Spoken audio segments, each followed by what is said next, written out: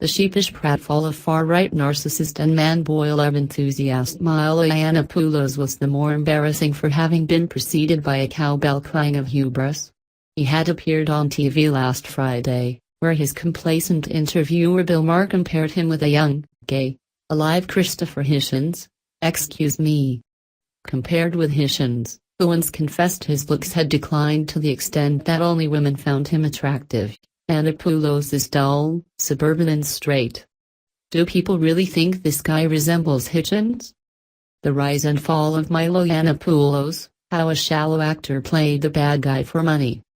Read more. Hitchens left us in 2011, and there isn't a day goes by when I don't miss him.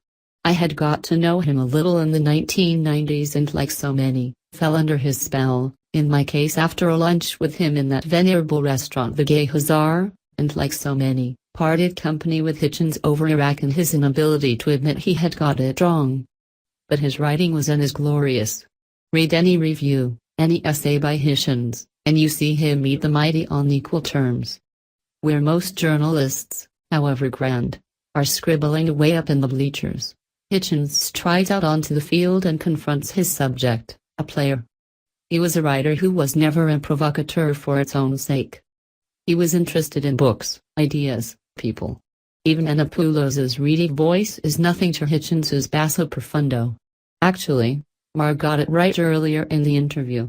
He compares Yiannopoulos to Sacha Baron Cohen's gay Austrian fashion model Bruno. Yes. Minus the laughs. Brawl the rage. I am late to the party here, but I find myself incessantly watching the YouTube footage of last week's notorious Wetherspoons brawl in Trowbridge, Wiltshire, after which a shocked spokesperson announced solemnly, "The pub has never encountered an incident like this." The entire screen is filled with people fighting. You almost expect to see Hieronymus Bosch in the corner, periodically looking out intently from behind his easel, and frantically painting what he sees. When I was growing up, the barroom brawl scene was a staple of comedy imported from Western drama serials on TV. There's a ripe one from John Wayne's British set film Brannigan from 1975.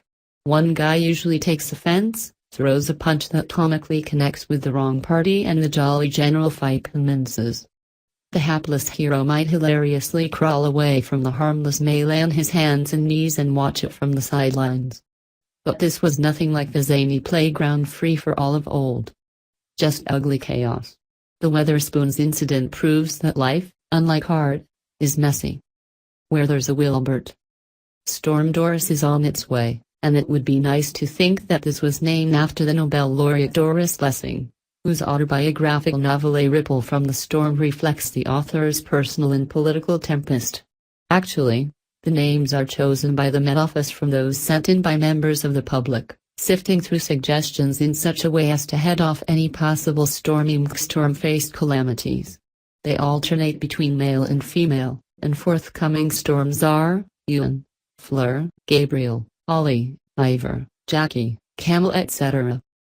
Not a list over-concerned with diversity, of course, but an associating natural disasters with ethnicity could create a problem of its own.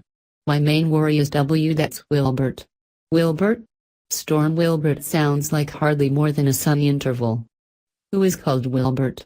The answer is the Reverend W. Wilbert Awdry, creator of Thomas the Tank Engine.